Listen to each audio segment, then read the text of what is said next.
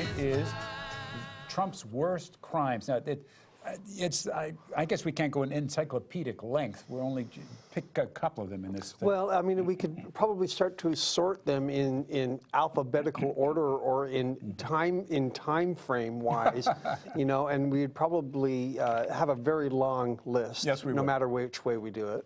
Well, you know, one of the early things was the Central Park Five. Remember when yes. These kids, I think 4 kids, 5 kids, were arrested and they were convicted of violating this woman, raping her, knocking her unconscious, and trying to kill her. And it was proven that the DNA was not theirs, it was someone else. But right. Trump said, no, I want, in spite of it all, I want them to be executed.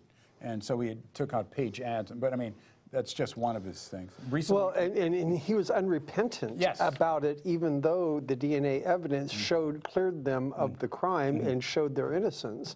He wasn't about to back down. In true Trumpian fashion, he decided to double down. And it's just amazing to me, you know, these 5 young men, their lives were dramatically affected just to appease a man's ego, you know? Well, even recently he said, well, he was asked about that again, I guess a month ago, when he said, well, they confessed. Yeah, if you're going to be browbeaten by cops and so on too, you're young black kids, yeah, and they say, hey, unless you plead guilty, you're going to go maybe to the gas chamber or something, whatever, in New York State. But yeah, unrepentant. Right, exactly. And I can't imagine, I've read a story or two about Rikers Island and the conditions at Rikers Island, which is a prison right outside of New York, outside of Manhattan, where many of the criminals go there. Matter of fact, Paul Manafort was going to be transferred to Rikers Island. But they said too bad. Oh no, God forbid, he can't go out there. You know, be with the what's the word, with the commoners out there at Rikers Island, the riffraff. No. You know. Oh, he's a man of distinction, a man of what, orange feather coats or something. I forget what the ostrich skin coats. Yeah, yes. ostrich skin coats. Well, there was some sense of satisfaction here recently, seeing him in handcuffs, being led into a courtroom, wearing one of those jumper suits that prisoners wear, and you know, contrasting the humility that must come from being in that kind of a situation. I would hope. That versus his pompous, his unrepentant attitude, defiant attitudes previously. It's right up there with Roger Stone as far as being unrepentant. Absolutely unrepentant. You know, and Roger Stone, hopefully, knock on wood, will be thrown in jail for breaking his gag order that the federal judge put upon him. Well, Berman has let him escape with so much stuff. I mean, Berman, I think, has...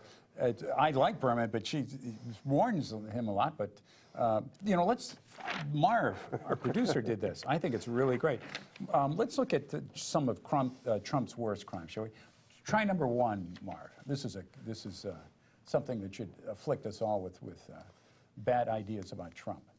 The youngsters on the border that are thrown into these cages. You know, if there's ever been an example of pure callousness, of cruelty. Yep. I mean, you know, you used to be able to use what happened in the Holocaust as the primary example of the egregiousness and the thought of these types of crimes.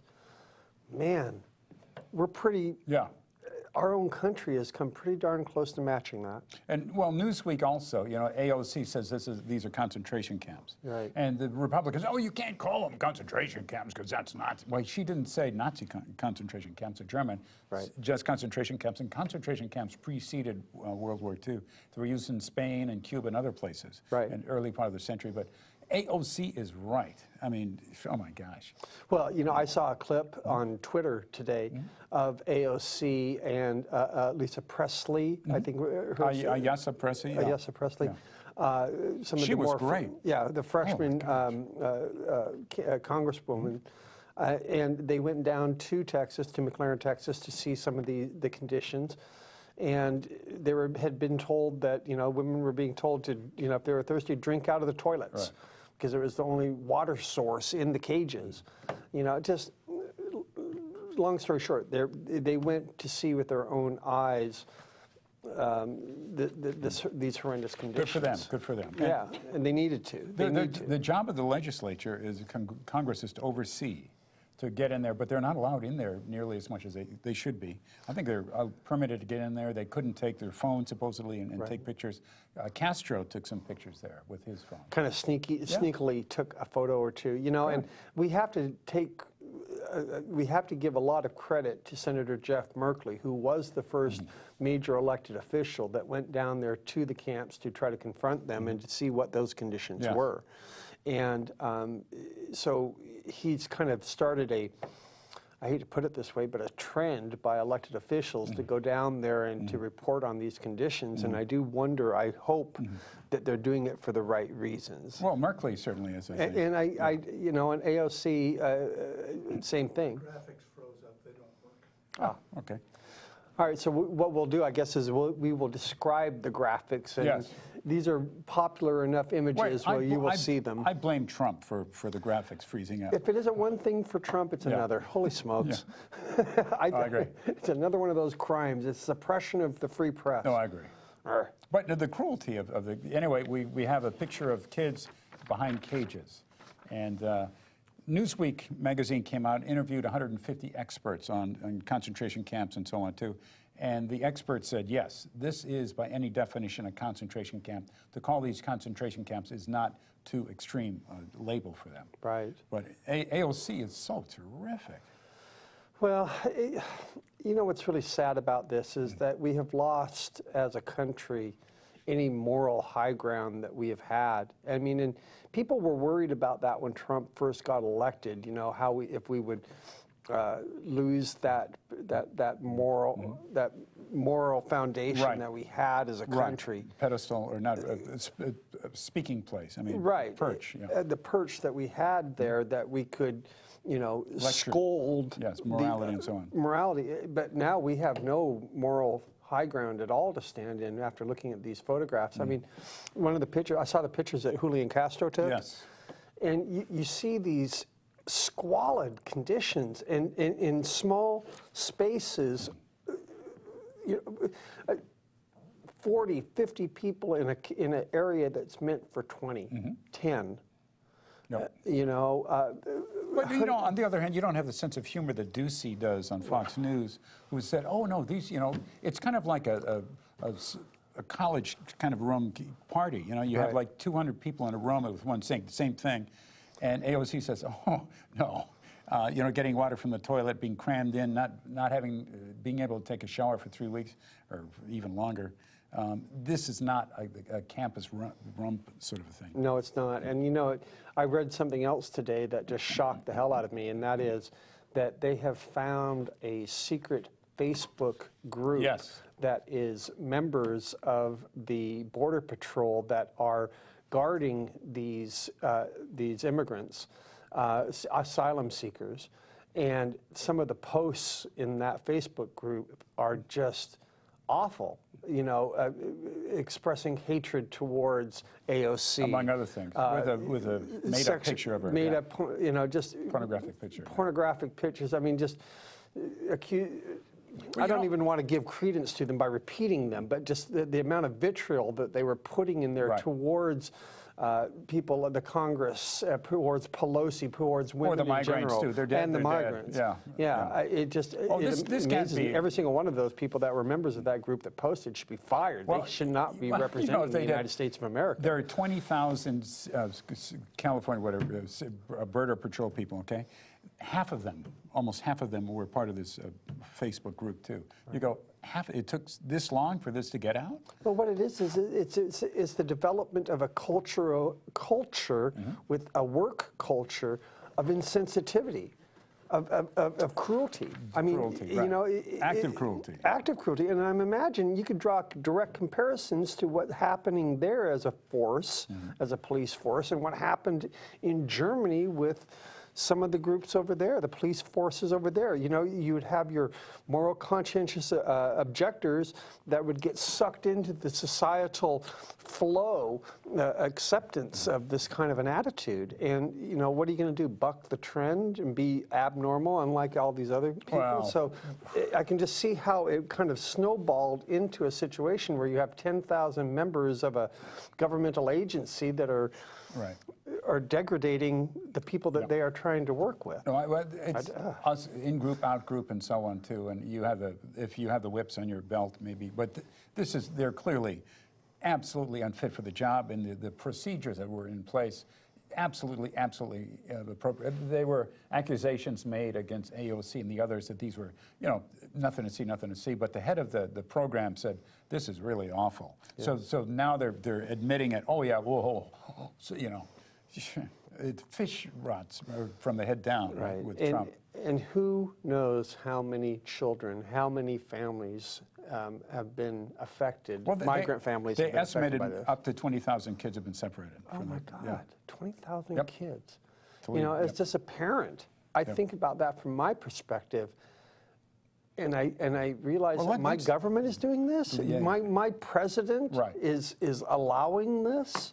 Not allowing it, but forwarding, promoting it. Promoting it, right. Hiding encouraging it. Then his base probably really loves it. Oh my gosh, we're really giving it to these migrants. Dude, I don't understand that. I mean, if you're a conservative person watching this show right now, and you agree with these camps or with the approach that is being taken by the Border Patrol and by ICE and by Trump, I would love to hear your reasoning. 503-650-0198. That is, if you have comments one way or the other on this, please give a call. 503-650-0198. Because I cannot think of any logical human reason to allow something like that to happen. And I think that attitude is shared by the vast majority of Americans out there. And Planet Earth. They look at that with disgust, what's going on here. But I guess we don't have the sense of humor. We don't see that there's a political bent to this that might benefit Trump. You're interested in the kids, the families, Yeah, but, God forbid. Yeah, and not trying to secure the vote for the next time, right? Another percent share in vote. I mean, it's like if Trump could kill a lot of people and make his numbers go up, he'd be sorely tempted. Well, he almost gone to war with Iran. Well, he's bragged about being able to shoot somebody on Fifth Avenue. Fifth Avenue. Noon and bam, in New not York, lose a vote. and not lose a vote. Mm-hmm. And I find it so ironic too, because I remember Bill Clinton being accused of that whole wag the dog situation during his impeachment time process. You'll remember that he had that cruise missile strike in Syria. Almost got Osama bin Laden. Missed him by several hours. And I just remember the vitriol and the negativity coming from the Republicans during that time, accusing him of doing it for distraction purposes. And also, okay, just the hypocrisy. The hypocrisy of it was in case it was all right for them to do that, to say those things to Clinton, but when we give Trump that kind of scrutiny here, it's liberal bias or fake news. In 2010, when Obama was president, Trump said what Obama is going to do to get reelected is bring about a war with Iran. So his mind was already working in those ways. I would imagine.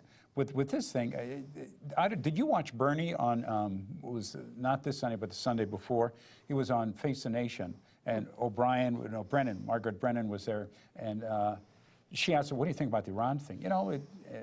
Bernie said, he was about to attack a country, and Brennan said, well, it would just be a strike. And, a strike, and Bernie said, oh, only a strike, that's war, that's an attack, that's war. It's like, only a little pinprick, says Brennan. You stupid person. I mean, gee whiz. Talk about bad framing. I mean, and I question.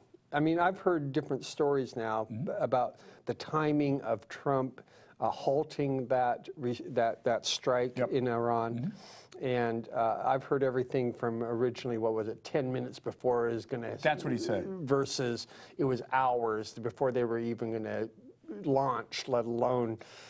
So the point is that he's aggrandizing his role in saving lives. Well, he's got to do what he's got to do. I get the sneaky suspicion he's gaslighting us in some way. Well, what Bernie said is, Brennan said, well, he tamped it down, and Bernie says, yeah, he lights pages on fire, and then he wants to get credit for putting it out with water. Right. Yeah, but absolutely correct with that. Right? Yeah. And It's his modus operandi is to do that, to create a crisis and then to de-escalate it and to take Or try credit to, for, yeah. North take Korea credit for too, it. right? He's going to, Absolutely. you will see the, I don't know, energy of which the world has not seen before. I mean, the total destruction of North Korea.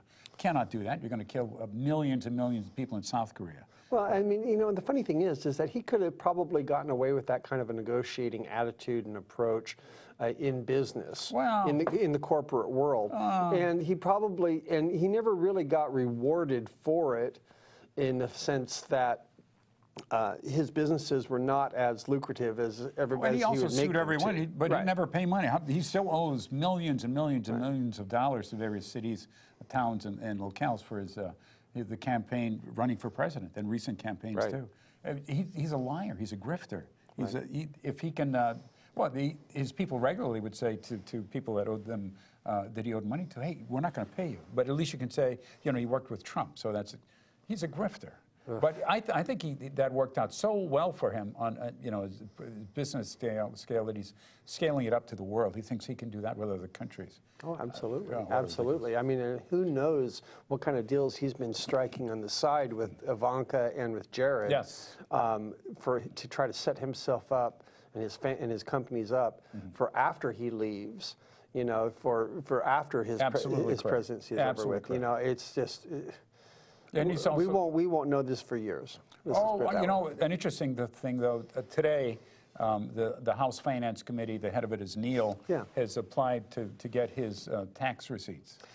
6 years of tax receipts, and if I remember correctly, the Secretary of the Treasury, Stephen Mnuchin, was using an excuse to not give them, send them over. I think you're going to use it for political reasons. Right, that's right. But the thing about it turns out with subpoenas, if the Congress wants to do a thing and they don't need a real good reason, because remember the Benghazi investigations of Hillary for all those years, 4 years, sunk her damned presidency bed. But on this thing though, the law says the president or the person shall turn over it's tax quite receipts. unambiguous.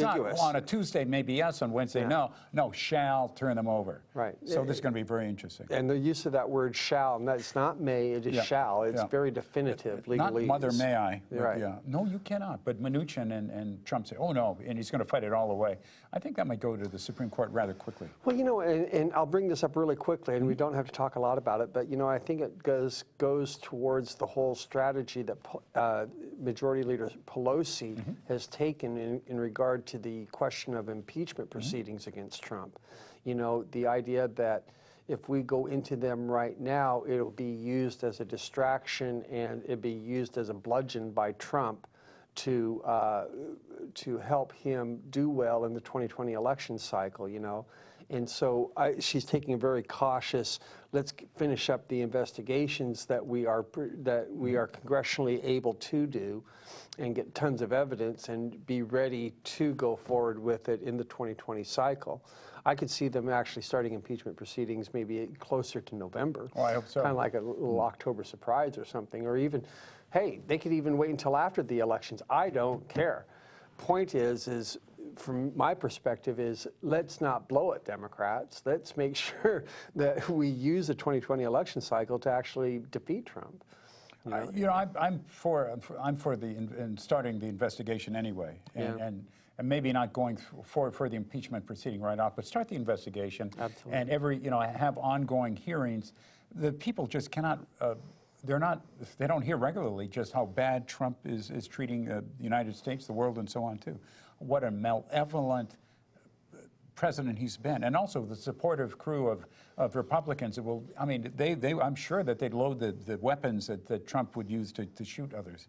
I mean, they are without any guts whatsoever, or principles. Well, you know, and I think a lot of that has to do with the propaganda that the Republican Party has been able to put out there to its base, the red meat that has been able to put out there to its base through Fox News and their official state channel, to create this whole new other world separate of actual political reality. And so, you know, it's kind of up to people like you and I on these kind of shows here. It's up to people out there in the audience to talk to other people, to make them aware. truly aware of what's going on here, and to help these people that are within the bubble understand the ramifications of what Trump's doing to our country. It seems, I mean, how else do we break through that bubble? That propaganda bubble, Caleb? It's an interesting, the question too is, should you protest and, or should, maybe people, if you call him a bad person, then maybe they'll be more impressed that he's a good person, with emotional reasoning and so on too. But the data show that you have to combat it. When Trump lies, though, you don't say Trump lies. You don't say the lie first. You say the way is the way of the world is this. He's saying this. That's a lie. I mean, it's like you don't say Trump blames immigrants for all the increasing crime and so on too. You say we know that immigrants don't cause crime. I mean, well, don't cause much crime, less crime than average citizens. But Trump says this, but that's a lie. We need more of that. Right. And instead, it relies on folks to call them out. And, and the framing of the media is so complicit in the promotion of all of this, because, like, just this weekend, ratings, absolutely. Listening to Chuck Todd do that debate last week. Yep. Give us a one-word response to an issue that is... It has multiple layers. It got you questions from, There was a terrific time, I don't know if you watched it, Louis Black, the comedian, was on his show. And this was 4 years ago, something like that. And the videotape is out there, but Louis says, I don't see how you can do it. They say all these things and, it drives me crazy. And why don't you confront them? And Todd says, well, if I did that, they wouldn't come back on my show again. Then okay, just lie like a goddamn rock. That's all you got to do. Right. Yeah, they won't come back on my show again. Yeah, it's incredible. God forbid be a journalist, And one of the best things that speaking of journalism, I think one of the best things that can be taken away from this whole Trump presidency is that the journalists. That annual meeting that they have, where the Washington journalists get together, the press corps get together, and they have that dinner where they mock national press, their national press corps or something. Trump boycotted it. He hasn't gone now for 2-3 years since he's been president. He knows what to expect. Yeah. Well, right, and. On that particular issue, I kind of have to agree with him.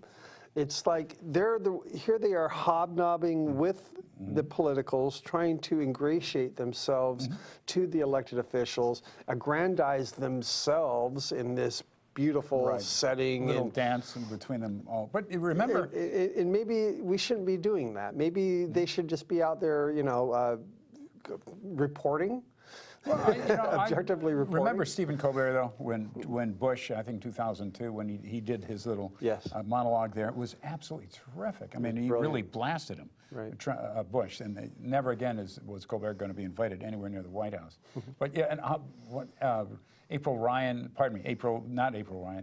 Sanders, April Ryan was blasted by, but Sanders hadn't given a press debriefing in a hell of a long time. Oh, Sarah Sanders Huckabee. Yes. Yeah.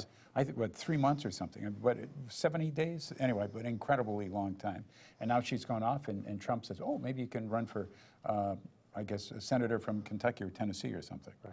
I don't, as long as she's out of the White House, but what a terrible. Well, what the sad is, she's trying to do what Liz Cheney did, Dick Cheney's daughter. Evil daughter. Evil daughter. Yeah. Well, she ran for, she carpetbagged and ran and won a seat in Congress from the state of Wyoming. There's only one congressional seat in Wyoming. She won that with a lot of money, and now she's probably going to run for Senate. And against Tester?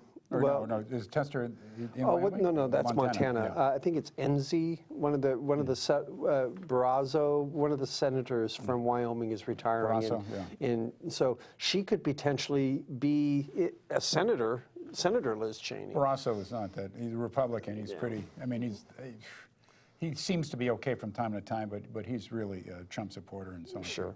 And Wyoming it's one of the few states where where Liz Cheney could win. Let's just put it that way. It's one of the few states. Yeah, you were going to mention some of the great things that have happened here in the Oregon legislature this year. Oh, well, you know, for those watching, if you've been paying attention to the local news, the Oregon legislature has been going through its highs and lows in this latest session. Such drama going on there. The Republicans walked out because the Cap and trade. There was a House Bill 2020, a cap and trade bill similar to how it's being done in California. And the Koch brothers said, everyone leave, Koch brothers. And truly, because you would notice, the Oregonian did a series in the paper recently, Polluted by Money, and they pointed out that all of those Republican senators that walked out last week, all of them had been given 5-digit contributions from Koch brothers and from companies that were vested directly, had a vested interest within that cap and trade bill. The Oregonian did say The that? Oregonian did this. Holy gosh. It's amazing. Campaign finance reform has brought together the oddest of odd fellows as far as, you know, coming together. I mean, the Oregonian, for the first time, did an editorial supporting campaign finance reform here this recently. And so, you know, it's one of those it's one of those issues that's transcending party politics and goes beyond labels. I mean, even Republicans voters understand that big money has gotten in influencing the decisions that are affecting our everyday lives, and we have to do something about it here in Oregon. And one of the things that did pass in the legislature this session was a measure that will be on the November 2020 ballot that will change the Constitution, the Oregon Constitution, to allow campaign contribution limits. Right now, the Oregon Constitution has been interpreted to not allow those kinds of limits. Money equals free speech.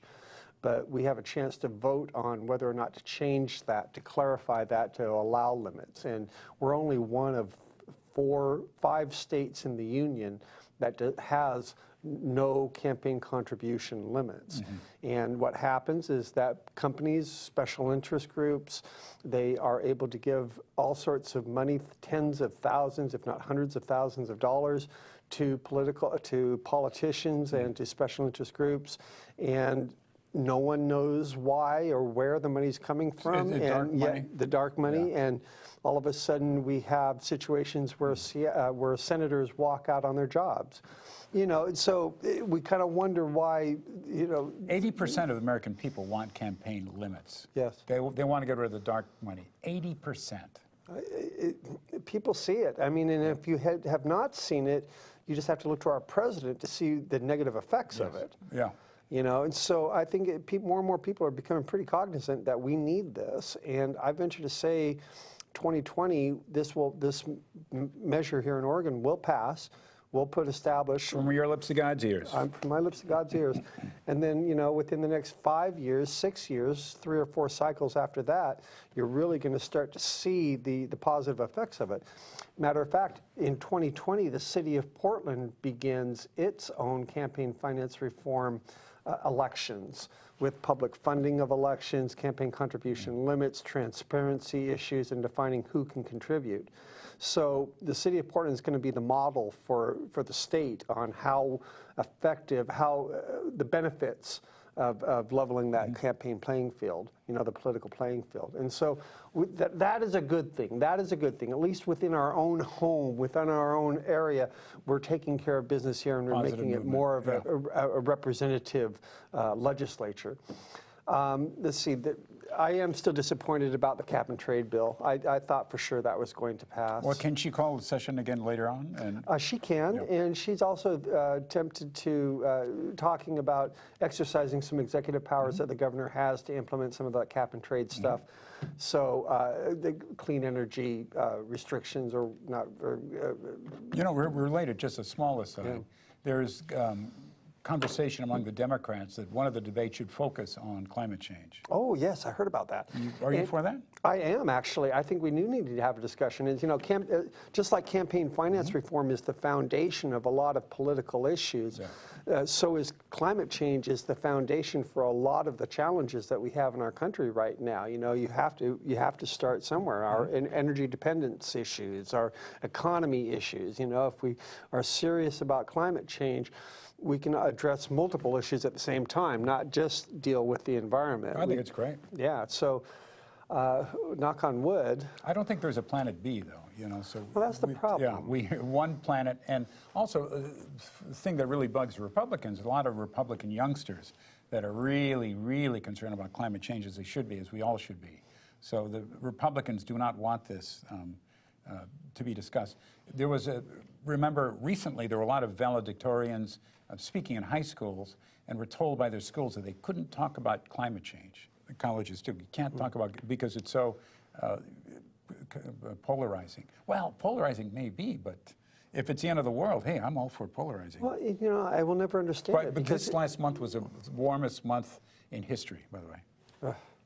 I mean, all of the evidence is right there. I mean, you know, this whole, I think of that little Monkey image scene. of the monkeys with the eyes and the eye. Don't speak to me, don't let me feel. Sooner or later, we have to start addressing this, and it's got to be sooner. I mean, you know, I think they were saying that we have 10 more years to try to correct some of these problems within our climate, or before they're irreversible, you know. So, and here's the thing, I think our youth understand this. I venture to say that the millennials that are out there, they get this. Yep.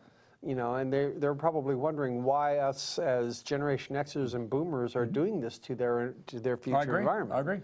You know, so We have to be have a led lot of by work to do. Well, one of the things that, Obama, Clinton, and so on, they were informed by the data on a lot of things. Yes. Obama wasn't as active in climate change as he should have been, could have been, and so on too. But you know, he was focused on data for the most part, overwhelmingly so. And Trump is just, he doesn't care. He wants to pay off his rich buddies, and Bush too didn't give a darn. Let me just say who we are. We are Progressive Radio and TV, and the first Tuesday of the month here, first Tuesday of the month from 8 to 9 p.m. And our title of our show tonight is Trump's Worst Crimes. And our guest tonight is Moses Ross. Thank you, Moses, for being here. Hey, everybody. So if you'd like to comment on Trump's worst crimes, and I'm just going to get into another one in just a little while, please give a call, 503-650-0198, 503-650-0198. Also, if you'd think about putting on a show, finding out how it all works, you can visit the studios here, 1101 Jackson Street in Oregon City. I bet Marv will put up an address sign right there. And give a call, and maybe once again, the graphics may not work this time, but that's okay, that happens. Anyway, give a call, learn how to put on shows, learn how to work a camera, take classes here. It really is terrific. I really, thank you, Marv. Thank you, Donna. Thank you, Steve. And thank you, audience, for watching. Absolutely. You know, let's get back to some of these worst crimes that Sure. Let me just tell you one that came off, okay. Another person has claimed that Trump raped her, right? Jean Carroll announced that. And New York Times said they were accused of not using the word rape early in the editorial. And at first they said, well, you know, accusations. Then finally they apologized and said, yeah, we should have used that word, you know, accused rape. You think so? 20 women? I mean, ridiculous. What a scuzzball. Well, it's just amazing. Oh, she's not my type. Oh, I Right, would never that's do right. it. She's not my She's not type. my type, right. Well, just the fact that we have created this environment of disbelief. Yes. And, you know. Well, on the Republican side. I mean, it's. Right. You know, and also we've become a nerd to it. There's been so many of these reported of women coming out to report some of this behavior of Trump's that we've kind of gotten numb to it. I mean, desensitized. Yep. I mean, what this woman was saying should be a crime. It is a crime. It is a crime. Yeah. And we're debating whether or not to just Use the word rape? Rape, yeah, or to believe her in the first place. Yeah. I mean, why should she, you know? Also, interestingly, she's got a dress that she hasn't washed. Oh, you're kidding me. No, and it's got. Oh, you're kidding no. me. the I was anti-material. on talking it. about that just the other day Yeah. with someone. We were talking about the Clinton situation and Monica Lewinsky. Well, And- that was and- consensual sex. Right. Well, and I'm not comparing the two, but we were talking about the dress, and we were still amazed why she never took it to the dry cleaner. And Whose dress? Monica's? Monica's. And that's neither here nor there, but it's the point of maybe the logic was for both of them the saving of the evidence to be able to support their story. I don't know. Yeah, Monica, though, she didn't really want to report it. It was her Linda Tripp, or what, that tape recorded her and caught her and so on too, and then sicked the FBI on her. And then the FBI threatened Monica. Was it FBI, or I think it was the FBI, Yeah. that threatened her and said, if you don't agree to this, you're going to go to prison for like 10 or 15 years. And Monica was really, really upset, but she caved. And who would blame her? I mean, with that thing. But Monica did not want to report Clinton for that. Wow. But Wow. no matter what the Republicans say. I'll have to admit, I've always wanted to meet Monica Lewinsky just because she is just such the epitome of a survivor. Talk about being, what's the word, slut-shamed for most of her adult life, for a circumstance that was consensual. Yeah. But- She's been having to try to deal with that topic as her predominant reason for life Yeah, I know. for 35 years now. Well, I think at one point, though, she reportedly said when she was going over to Washington, I am going to have an affair with Clinton. Oh, she. Yeah, when she yeah. was was only 22 or 21 when this was going Lewis down. and Clark, Yeah. after graduation from that, she said, oh, yeah, I'm going to have an affair with that guy. Ay vey. But, don't know. In terms of other bad things, recently, Trump has said, oh, maybe North Korea should be allowed to have nuclear weapons. And so he should join, officially join the group of countries that have nuclear weapons. And that goes counter to multiple presidents and their efforts to de-escalate that region. Yeah. I mean, for 40 years since the armistice, we've 55, been we've been trying hard to demilitarize that area, to discourage the North Korean dictatorship from getting nuclear capabilities in the first place. And then here comes Trump. And Trump, recently, of course, he just hopped on a plane and had a handshake, and he thought, this is really great stuff. Right. It is great if you're North Korea, because it elevates them in the eyes of the world. And if Trump is going to say now, well, they should join the nuclear club, I mean, it's so destructive to nuclear arms agreements throughout the world. It's just ridiculous. Also, it's destruction of NATO. Now, Merkel has said in Germany that there are three adversaries now for the EU. China, Russia, and the United States. Wow. Because Trump is really trying to split NATO apart. Yes. Unfortunate, but I don't blame Merkel at all. Yeah. Well, and it just amazes me. I really wonder what his end game is here, if it's just simply positioning himself to be able to make a better deal after he is president, or while he is president, for his own personal gain, or what. But what benefit is there for the United States to become pariah? A pariah, really. to become friends with a dictator. Well, like Putin that. too, right? He says, he's joking with Putin. He says, I don't know if you have fake news in Russia like we have in the United States. Putin says, oh, we have fake news too. Right. And then Trump kind of winks at him and says, oh, I hope you don't invade our elections again, take over elections again. Trump, Putin says, oh, no, we would never, no. Wink, He wink. must have some good stuff on Trump. That's all I can say. I mean, it must be to the point now where Trump just doesn't care. I mean, to be able to be that friendly with a natural adversary, a sworn enemy of the United States, given the history of what he did in 2016, given the history of what he has done since becoming dictator of Russia, the president of Russia. It just, what is the end game for Trump? I don't get it. I think that all he's interested in doing is being the story of the day. If he can command the headlines, if he can improve his ratings by even a little bit, he's for that. But he's now 11 points down and just head on right now. But if the election were going to be held today, he'd be much more down than 11 points. I did have to chuckle. The polls show the presidential candidates on the Democratic side. It's Biden, Warren, Harris and Sanders, and you can throw in Buttigieg in there, Mayor Buttigieg in there, you know. Unfortunately, he's kind of declining, unfortunately. But Well, he's been getting distracted off of the campaign trail Yes. because of what's going on in South Violence, Bend, and yep. that's definitely affecting his ability to be able to get his message out. But it's how would all of these people deal with Putin? Yeah. How would all of these people deal with Kim Jong-il? much better, much You better. know- They're grown-ups. They're grown-ups. Yeah. Exactly, and you know, and would they have even been talking to them in the first place? You know, Well, Tillerson had an interesting quote recently. Tillerson said that he tried to explain to Trump about the problems, immigrant, and what the pressures were, and he said, this guy won't read a book. He won't read anything about it. You know, it's like he's uninterested in learning. Remember, I guess he said he was as dumb as a freaking rock. Wow. With a real freaking, well, that wasn't a word. Yeah, use your imagination. But Right.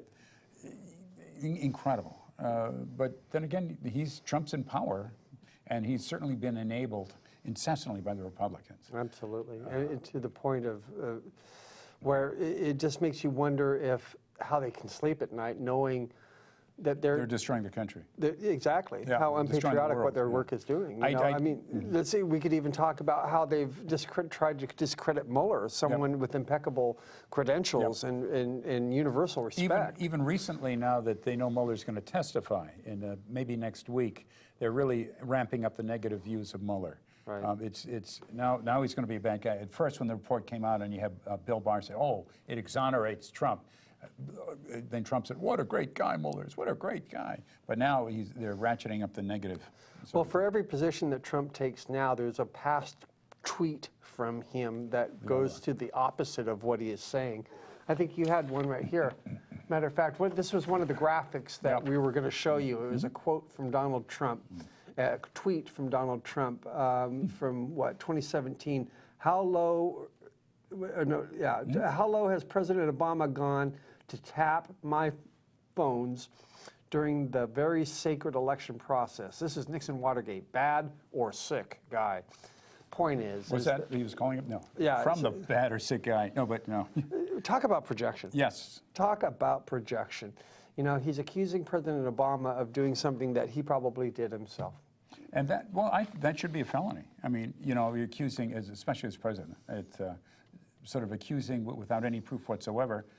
But this is what he does for breakfast, and then he gets warmed up for lunch, and then he's far, far worse. The little spats he gets onto with Twitter and so on too, calling people very bad names. So unfortunately, at the bottom of the page that we have here is Khashoggi and his killer, BSM, Ben, whatever it is. Mohammed bin Salman. Yep, Mohammed bin, yep. Who's the Saudi crown prince, who's basically the of the royal family there, in the Saudi royal family, who is now running the country. His father had been the ruler of Saudi Arabia for 30 years, and now he has taken over, and he turns out to be quite the little autocrat. Well, and also he set up the murder in Turkish embassy. I saw the Saudi video embassy. of him entering the embassy, and it's just scary to think that as soon as he walked through those doors, he was probably immediately grabbed and dismembered. Yeah. Well, he was grabbed anyway, and he was killed shortly thereafter. But Trump once again said, "Oh, there's so much money. You know, there's so much money." And in terms of selling armaments to Saudi Arabia, "Oh, they have so much money. You know, we need all this money." Oh, the hell with the principles. I'm sure that the founders of the country would be rolling around in their graves if they could. But I mean, well, and let's face it too. You know, the other part is their military presence in the Middle East and their ability to be able to act as a stabilizer for some of this crazy stuff that Trump is doing. I mean, right now here he is trying to start a war in Iran, and you know he has to have the support of Saudi Arabia to be able to get away with that because we have bases there.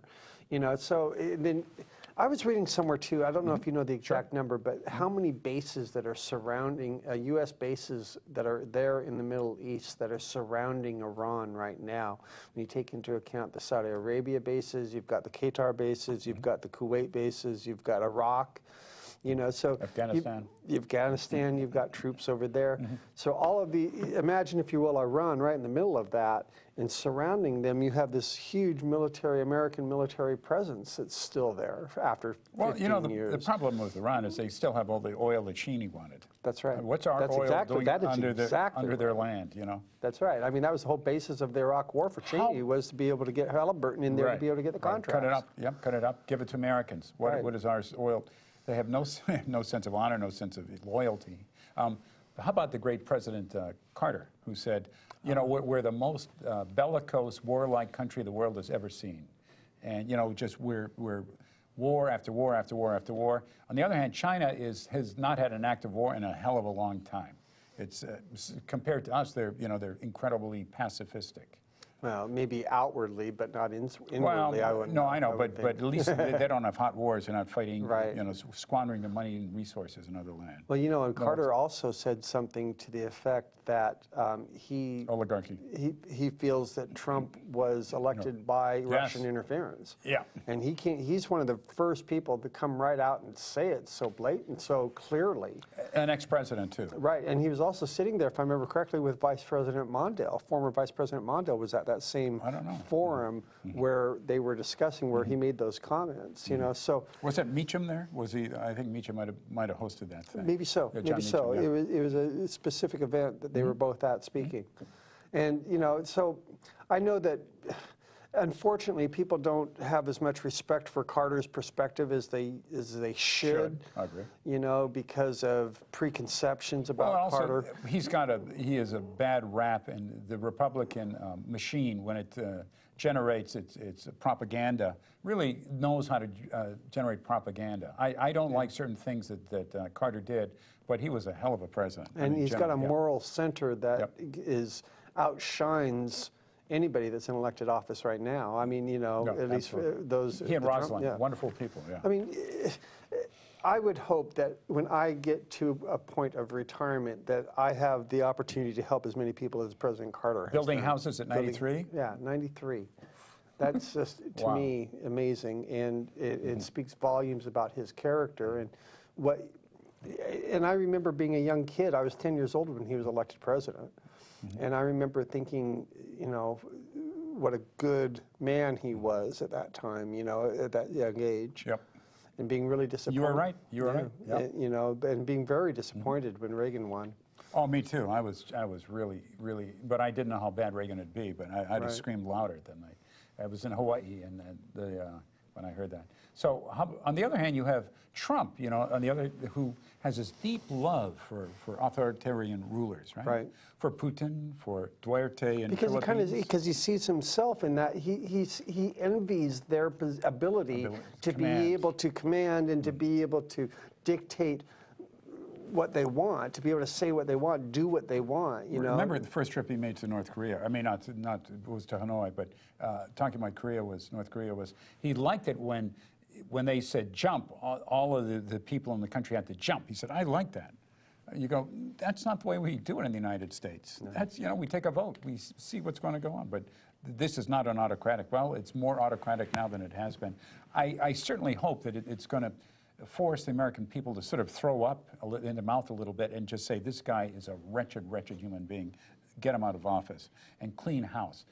He's brought about a change in the Supreme Court, where the Supreme Court is not nearly as helpful to average people. It's bowing to dark money repeatedly. So maybe, hopefully, 2020 will be a turnover for the House and for the Senate. And if the Democrats take over in the Senate, maybe it's time to get rid of the filibuster. Maybe so, but let's keep in perspective, too, what Trump and McConnell have been able to accomplish over the last 6 years, or the 8 years that Obama was in there, and now Trump reaping the benefits of that. McConnell prevented President Obama from appointing hundreds of judges at different levels of the system. Including Merrick Garland, of course. Including at the Supreme Court. And because of that interference, because of that, he gave Trump an amazing opportunity to to shape Generation. a generation of judicial opinion. Yep. And not just at the Supreme Court level as well. This is at the regional level as well, the circuit level. This is at so we're going to be dealing with that for decades. Well, hopefully Even not, if we but, win the yeah. Congress, the legislature, the Congress, For a and the long time, president, probably. and, you know, Yeah. we're going to be dealing with that conservative judicial viewpoint for a very long time, unless we do something dramatic. Well, like you can also pack the this court. You know, but What that, Roosevelt was going to do. right, which didn't turn out very good for him. Well, actually, I think he got through his New Deal, but on the threats of that, I think Right. he had a huge outpouring from the American people. And so the court backed off, and it said, well, maybe child labor laws are still legal and all this other stuff. Minimum wage, yeah, maybe we can do that. Well, there's no mandate for having 9 Supreme Court justices. You No. can have as many as you want.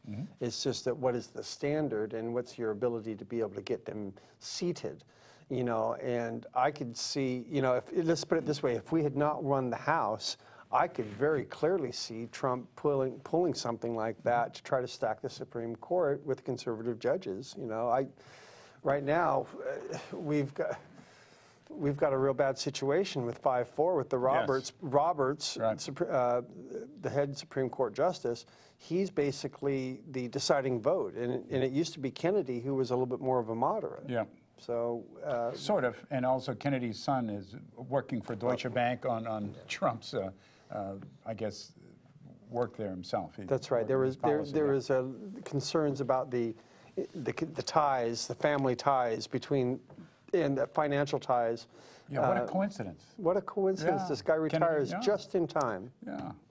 You know, so course. we have a lot of work to do. But I think as activists, what we have to do is we just have to focus, stay very focused on 2020, make sure that we elect a Democratic president. And also, don't elect a faux Republican. You know, Right. I want to raise taxes on the wealthy.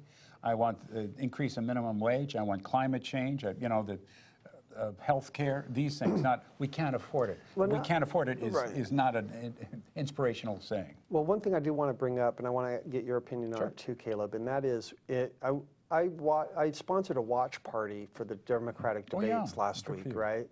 And I was talking we had about 30, 40 people there, and I asked the crowd, you know, what do they think and what do they want? Good for you. And many of them didn't care who won, who the nominee was, as long as they beat Trump. And I've noticed that there's a real prevalent view out there right now amongst Democrats like that. Just beat Trump. Gotta just beat Trump. It doesn't matter who that nominee is. You know, there's less of a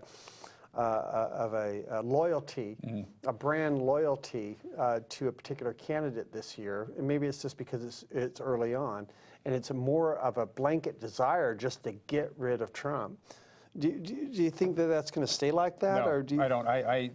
Paul Krugman had a terrific editorial yesterday, and he said it's important to realize that the American people are much more liberal than the current candidates are. I mean, they're much more liberal. They want health care. They want, you know, the climate control. They want a variety of other things. But they're a lot more liberal than this. And we have a variety of people, Bullock and several others, who say, no, you know, we can't do big things. We got to go incrementally. No. The way that FDR won was he went big. Right. And people want that. well, I venture to say that's why Elizabeth Warren Yes. is doing as well as she has, because she has developed a strategy, a plan. I got a plan for that. I got a plan for this. I got a plan for that. And she does. And She's that's what incredibly right. intelligent. And people, that is attractive Doesn't she to also have voters. fire in her belly? I mean, it's sure. like if she's got passion, she's got anger, she's got all this other stuff. One of the things that really bugs me about some Democrats is that they're trying to be so polite and so nice, and it's just incredible. So, Yeah, I have to agree with you on that. You know, the idea that these candidates, I love the sorting process Sorting hat, yeah. that comes about because of these debates. I mean, it really separates the wheat from the chaff. I mean, Kamala Harris, if not for that debate format, she would still be wallowing in the bottom 10. you know, but she was able to use the debate as a way to distinguish herself and attack Biden, bring Biden down. Look what the result has been. Biden has dropped 6 or 7 points. Yes. She has gone up 5 or 6 points. He says, well, when Trump leaves, there's going to be an epiphany, and the Republicans are going to turn back into the people we can deal with. I would like to. Well, I'll say this. Pucky. I'll say That's this. So stupid. You think McConnell is going to change? Oh, we're going to get rid of the Supreme Court justices? No. I think he's not talking about necessarily the electeds that are there right now. I think he's talking mostly about the majority of Republicans that do not buy into the Trump doctrine. There are no Republicans that don't buy into the Trump. Oh, I do disagree. I would disagree. But no, but I would think the ones that are in leadership, Yes. they do, because they don't want to lose their power. But if you say how many of the Republicans subscribe to Trump, it's like 85, 90%. It's really he is also it's Fox people and it's so on too. But anyway, Kamala Harris was so great when she was investigating cross-examining Sessions, and she was asking question after question, and then McCain said, well, you shouldn't ask these questions like this, you know. This is her job. She was a prosecuting attorney in California before the Attorney General. She is sharp. She is sharp. You know, it is interesting, though. I just saw on Democracy Now! A reporter from San Francisco saying that Kamala Harris is not a progressive prosecutor, was not a progressive prosecutor. Right.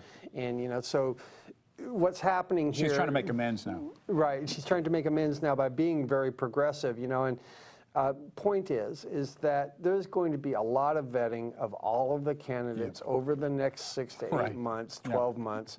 I'm not going to be surprised if one thing or another comes out on a particular candidate, and I'm not going to be too surprised if a candidate falls to the wayside or if a candidate rises. It doesn't really matter to me at this point until we get into Iowa. Once we get into Iowa, once we have the Iowa caucuses, once we get into New Hampshire and we have the New Hampshire primaries over there, people will start to fall off the wayside, and then we're going to have the fun starts. And you know what I'm really looking forward to? The California primary. Yes, early. It's early. It's very early, and that's Kamala's strong point. You know, it's gonna make or break Also a bunch of people. South Carolina as well. Yeah, South Carolina. She's I mean, I just can't. Don't call me a political nerd, but I'm really excited about the political. I'm really excited about the primaries. Well, I like Bernie. If Bernie can't do it, though, then you know there are a lot of other good people too. Well, and that's the only that's the challenge with Bernie right now that he has is that a lot of people or other candidates have similar positions and. Kind of are taking some of his, not his thunder, I shouldn't say stealing his thunder, but they ideas. Those ideas are better represented to some people by Warren or by Kamala or Mayor Pete. You know, so it's a meaty primary. As far as some of the problems with Kamala too are her corporate ties. Yeah, And she, for instance, she just had a big fundraiser in California. The head of Wells Fargo. CEO was oversaw, I think, $40 million. I think that was it. Yeah. But corporate ties are really something. So well, Warren, by coming out and not accepting any of that corporate PAC money, sure has made herself look clean and smart. Yeah. That you know, Biden can't say that. Warren can't say, or Harris can't say that. None of those other Bernie. Well, he can. He doesn't. Can he say that? Okay, so yeah, he, you know. He's got some of my money already. Okay, so that's two. Yeah. Hey, I threw a couple bucks here and there to all those candidates just to try to get them into that debate. So I'm really looking forward to it. So it'll be fun. Yeah. Good stuff. Hey, you know, Mayor Pete. Oh, Mayor Pete. Mayor Pete. You got to go. I think he needs more years in this. Anyway, thank you so much, Moses. Oh, of course. Please tell us what you're going to be looking for in the next month. Wow, in the next month. I predict that there will be a special session called by Kate Brown to address climate change. Good. That was, you know, that was not good. I mean, people skipping town and so on too. Yeah. But Koch brothers industry passing out the funds, and thank God for the Oregonian for actually calling them out. Who would have thought it? Oregonian, very, very, very conservative. Right, and I think it just goes to show the popularity of campaign finance reform and the need for it. People understand that we need this. So that's what I'm predicting in the next month. And how about you? What do you have? I'm going to pay attention to the debates as they're coming up. And thank God, compared to the election season before, you know, Democrats had too few debates. So I'm just really, really looking forward to it. Once again, thank you so much, Moses. My pleasure. And I hope Trump doesn't do any more crimes. I agree. Oh, let's hope he doesn't. He will. Keep the discussion going, folks. Thank you. Hello.